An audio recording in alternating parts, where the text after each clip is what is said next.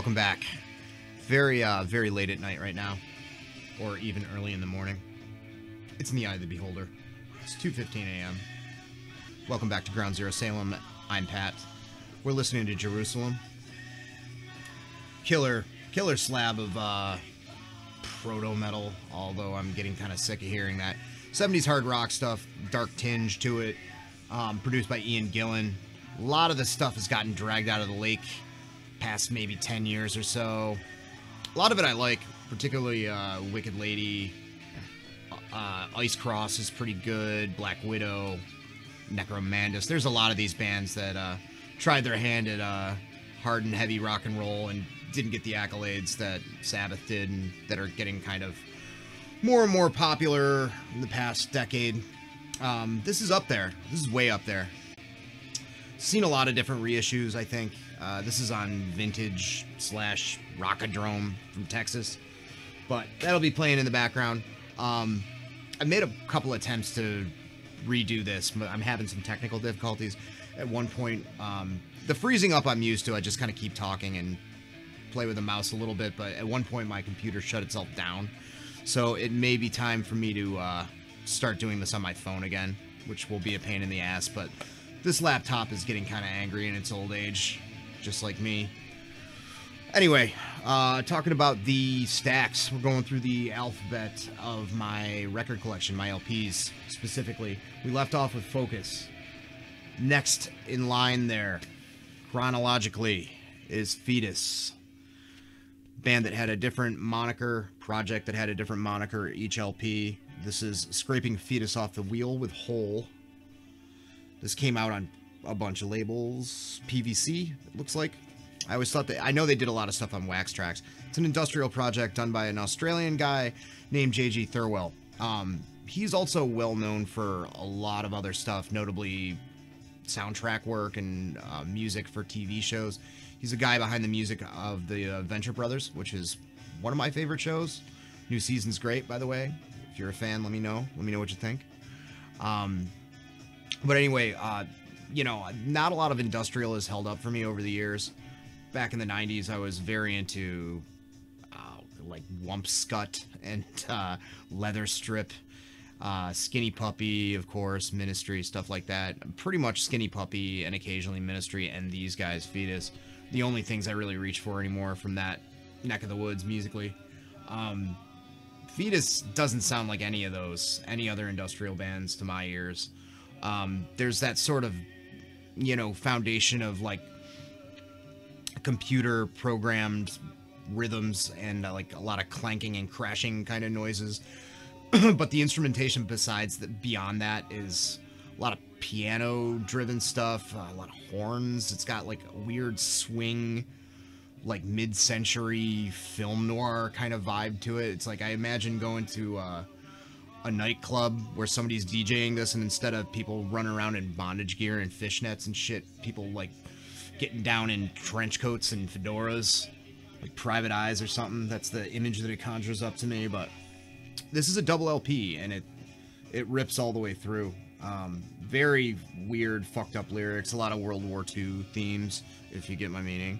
And it's one of those double LPs that comes in one jacket, which, you know, it's a bummer. I hate that, but center labels, nothing really interesting in here, no inserts or anything. So Fetus. They also had Fetus Uber Frisco, Fetus Under Glass. There was a lot. You got really creative with it, Mr. Thirlwell. Going in a different direction, we have Forced Reality next. Oi band from Connecticut. Late 80s. I think this came out in 89. Came out on Patriot Records, produced by Choke from Slapshot. It feels like more and more American bands took on this originally British style of punk in the 90s.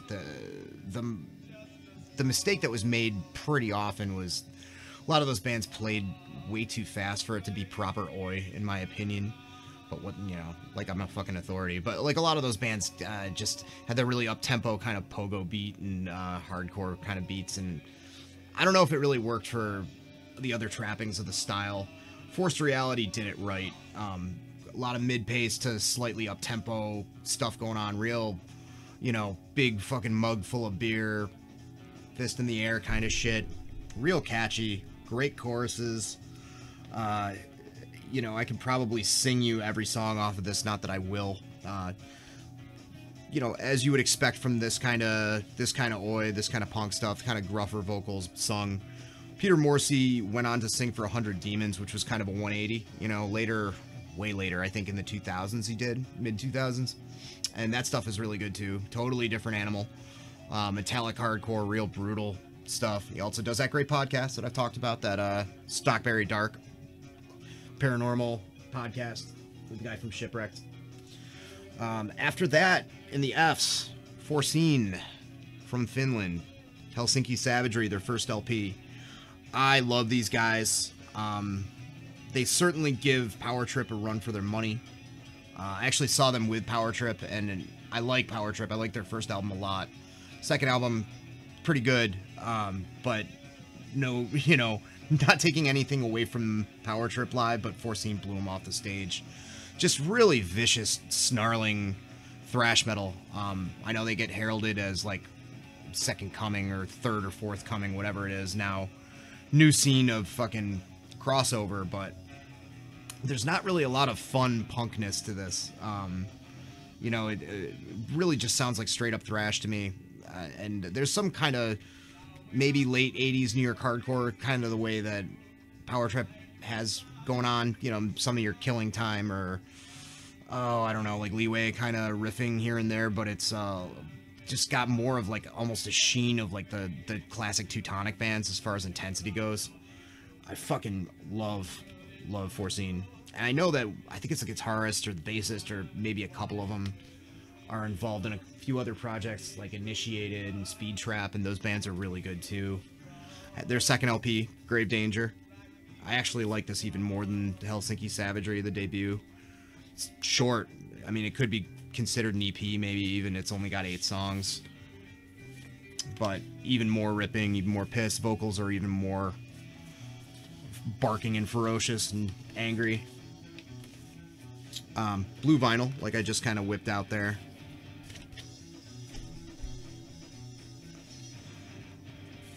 Follow the proper protocols with the YouTube shit, I guess. Next up, we got Forward. And I'm kind of kicking myself coming across this. I'm like, I forgot I even had it. It's Japanese hardcore. Great band that was active in the 90s. Came out of the ashes of Deathside. Same vocalist, pretty sure.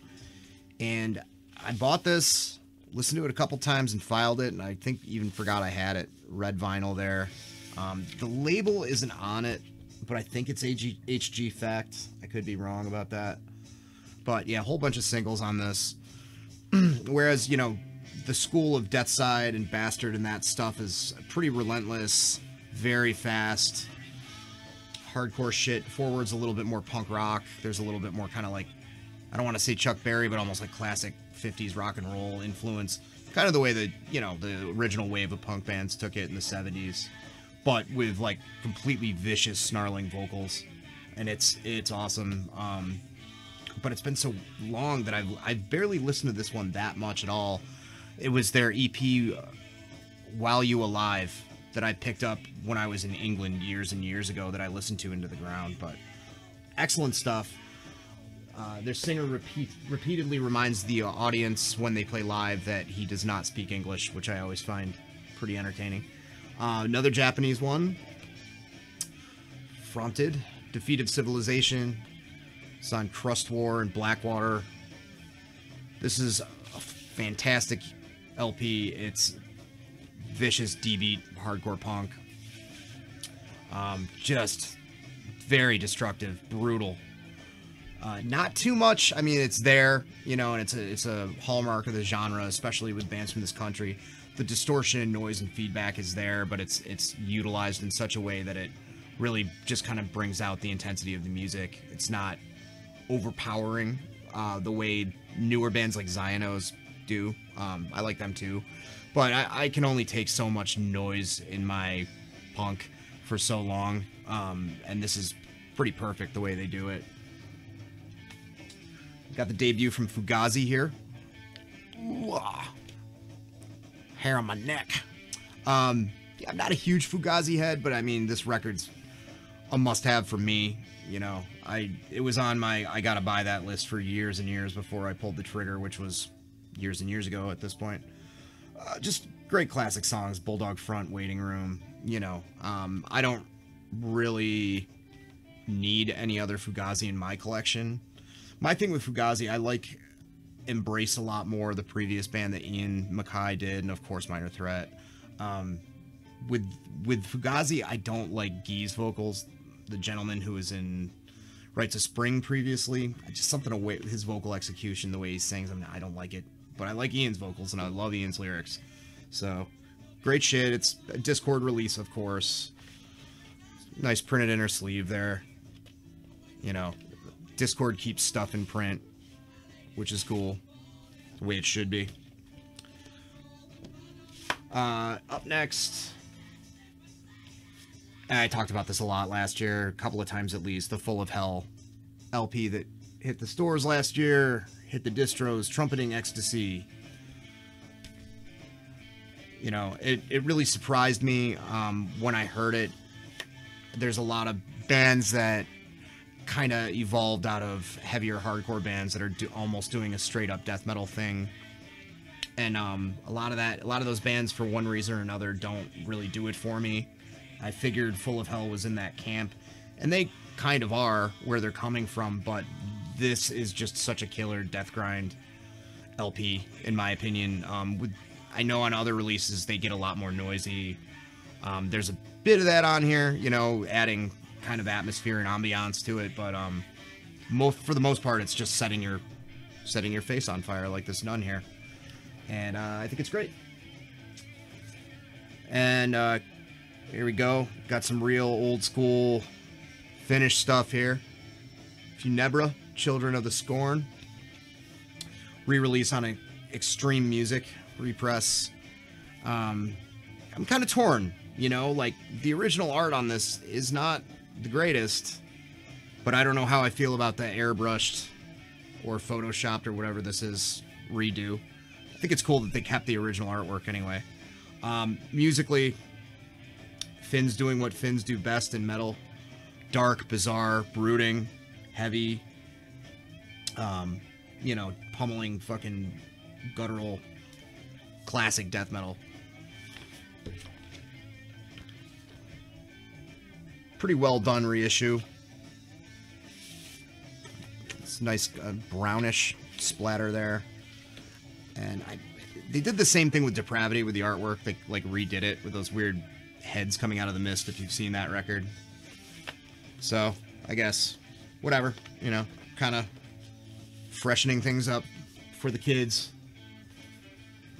I got a couple of GBH records. There's a lot to say about how much I love GBH. You know, I think that if you're a fan of hardcore and punk, at least having one of these, one of the first 3 or 4 records is mandatory for your collection. It's just so fucking well written. So many bands ripped them off. So many, you know, they were trailblazers touring the States, you know, early on for all the UK 82 era bands, held their own next to American bands like the Cro-Mags touring. Lots of really fast stuff. When they do slow it down, it's great, stick in your head, kind of catchy shit. Songs like Generals on this one. Leather Bristles, No Survivors, and Sick Boys. Came out, this pressing is Roadrunner. And I always knew this to be a Clay release, maybe something else in the States. I think this is a European pressing. But this is my favorite record by them. Leading off with Race Against Time. Slit Your Own Throat is a vicious fucking song. You can see why bands like Exodus were inspired by them. Big Women, total pogo song. Pogoing and beer. Rude lyrics. I mean, it's just fucking great. So good. And then I don't have City Baby Attacked by Rats, but I do have the next one after it, which is City Baby's Revenge. This one came out on Relativity, and just as good. Drugs Party in 526, that's like one of the slower songs, but this real weird song about people going overboard, partying in a hotel room. Diplomatic Immunity has one of the best repeated choruses in punk, in my opinion. So does City Baby's Revenge. Fucking great. I mean, it's just just like Motorhead, slightly faster, slightly less gruff vocals, a little bit more oi in there, and you're good to go. It's fucking awesome. G.G. Allin and the Jabbers, 1980s rock and roll. This is a boot. It's a compilation of singles. A lot of people like G.G. after this era a lot. There's some songs, you know. I think people are more in love with the spectacle of like what a fucking maniac that guy was. But yeah, there's some songs. But this stuff is just so fucking great, well written, memorable punk rock from, you know, the late 70s, early 80s era, going back to, yeah, it looks like 79 here. But a whole bunch of singles on this. Songs like No Rules, Up Against the Wall, You Hate Me and I Hate You. Shows the direction he was going in, you know, with being pretty nihilistic. You could tell the dude was touched in the head to begin with. He just went way overboard, lost his mind after this. But yeah, I fucking love this stuff. If you like the Ramones and, you know, shit like that, any of that early fucking punk stuff, this should be up your alley. Galley Beggar, another one I picked up last year. Folk band, I guess. Like modern post folk. Did I just make that up? Sure. I don't know. This came out on Rise Above. It's cool. I haven't felt the need to revisit it in quite a while, even though it's autumn and it's the time for music like this, I guess. But I remember it pretty well from last year. I spun it a lot last year. It's got a bit of that classic English 70s folk stuff. You know, Fairport Convention, Steel Eye Span, Pentangle. It's got that, but it's also got like a little bit more of a modern, weirdly almost kind of dancey feel, kind of with the drumming. The rhythms are kind of tribal. Brings to mind kind of like early Dead Can Dance a little bit. But yeah, it's a good LP.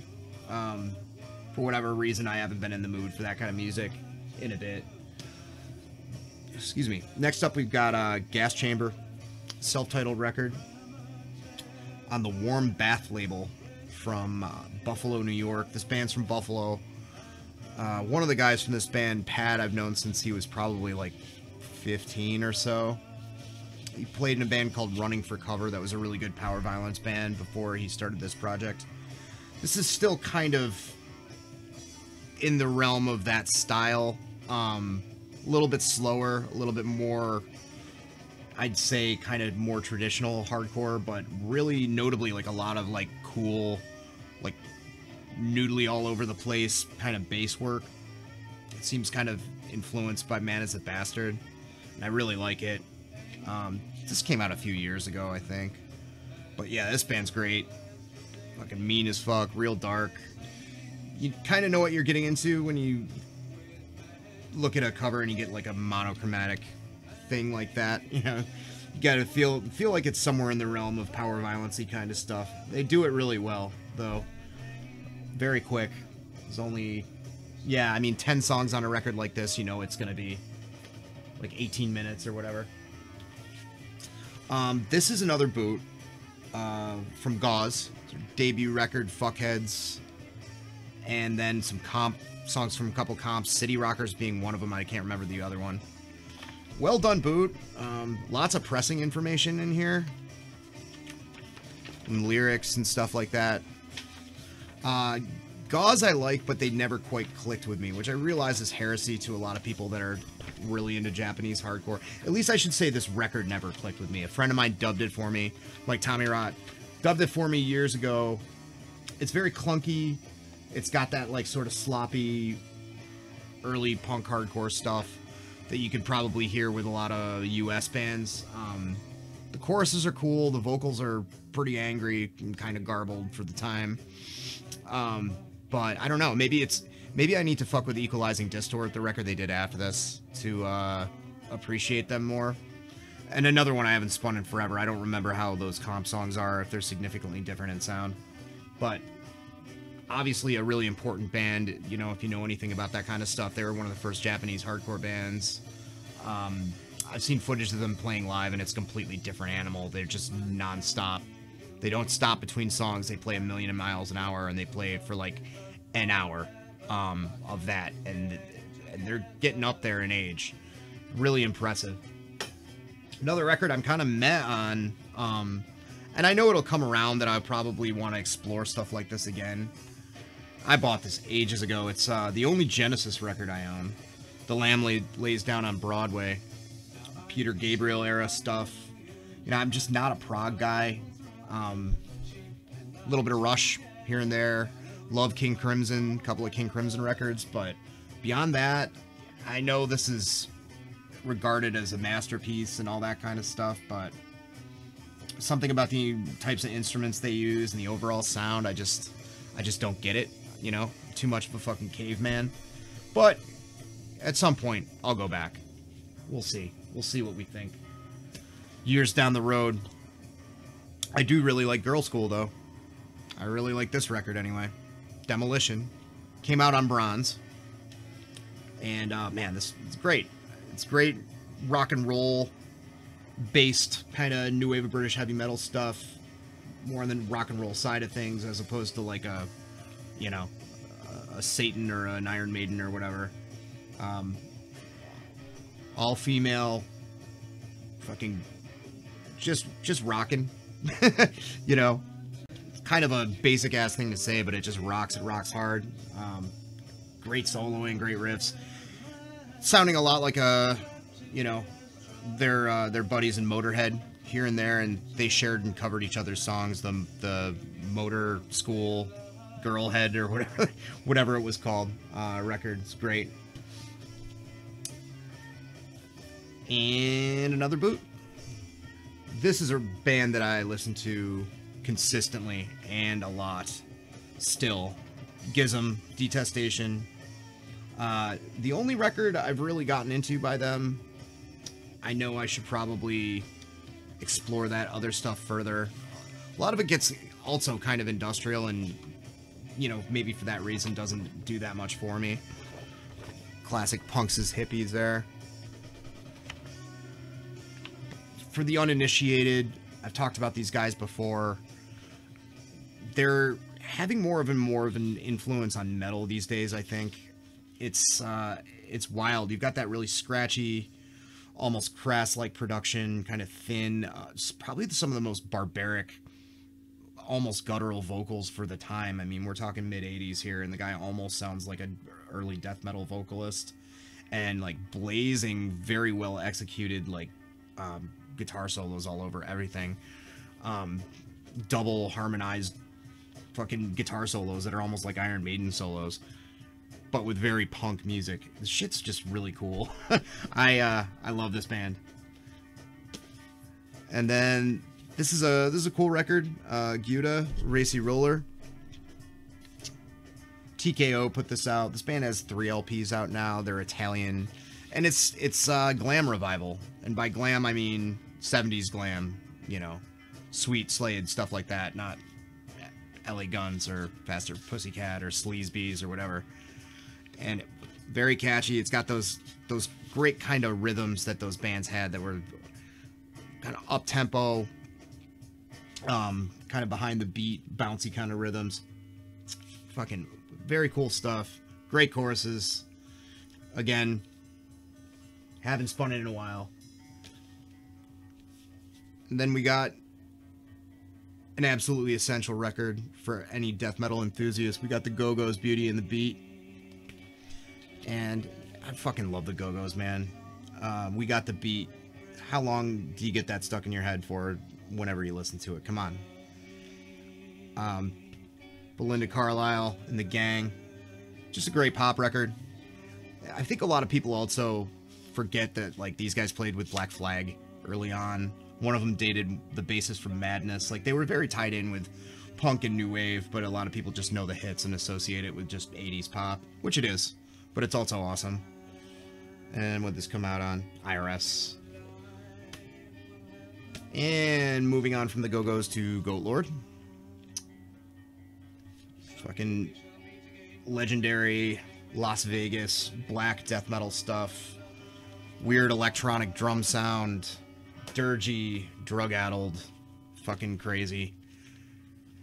Love the Chris Moyen art. This is a Nuclear War Now reissue, probably came out about 10 years ago. Love the Chris Moyen art, but I also really like that artwork, which was on the cassette version that came out on JL America when it popped over here. I like that they included that because I like them both equally. This is just on black.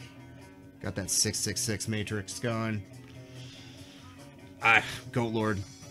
I think it's cool that a lot newer bands are seem to be taking these guys as an influence. It's just one of the most fucked up sounding records that you could ever probably listen to. Next, we've got Sam Gopal. Heard this called a psych record before. To me, yeah, I guess. I don't listen to enough psych to really be an authority on that, but it's great, real fucking dark, slow, spacey rock and roll. So I suppose that fits. One of the first things Lemmy was involved with. There he is. Fucking great. Fucking speaking of mods, growing out kind of mod style haircut and fringe jacket. It's so good. Real dark and weird, kind of echoey. I'm trying to think if there's anything that got... I don't think anything ended up on Hawkwind material. I think it was all this guy Sam Gopal stuff. The cover Season of the Witch. It's yeah, it's a hell of a record. There's nothing that quite sounds like it. The Dark Lord that's a very fucking dank fucking occult sounding jam right there. Goreaphobia. Bought this not that long ago. Reissue on Dark Descent with all their early material before they reformed. I think a couple of singles and a demo and some other odds and ends, maybe some comp songs, not sure off the top of my head, but yeah, PA death metal from the 90s. Good, solid East Coast 90s death metal. Similar in some ways to the very early Incantation stuff, like the 7 inches and shit like that, before they kind of were starting to do other stuff production-wise. That made them sound a little bit more labyrinthine and stuff. I love this record. It's a Dark Descent reissue.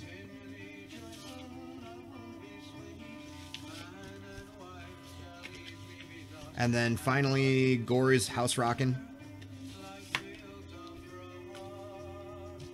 Garage rock from Detroit on Crypt Records. So real stripped down, kind of in the spirit of 50s rock and roll. You know, simple chords, practice amps. A little bit of soul influence there. I don't fuck with this style that much. Couple of records on Crypt. Few bands, but man, when a band of this style hits with me, I fucking love it, and this band is no exception to that. That's it. A little bit of a shit show because my computer sucks, so sorry about that. I'll be back with you folks next week for another update. Huge pile of stuff that I've accumulated over the past few weeks. Probably slowing down a little, but yeah, I've got a bunch of stuff I want to talk about, and some other surprises. I always try to provide surprises. It's time for bed. Later.